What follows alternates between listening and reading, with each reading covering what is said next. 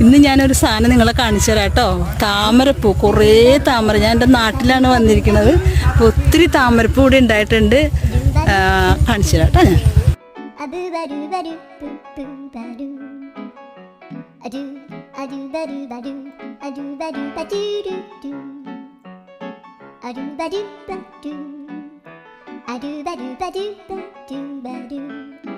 ഞാൻ ഇതിന് പുത്തൻകുളം എന്ന് പറയും. ഒത്തിരി താമരകൾ, ഇഷ്ടംപോലെ താമരപ്പൂ കണ്ടോ.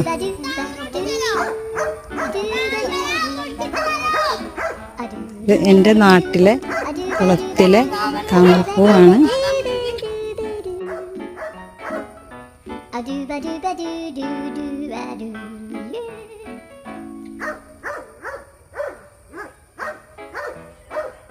കണ്ടോ, താമരപ്പൂട്ടാണിത്. താമരപ്പൂവിൻ്റെ മുട്ട.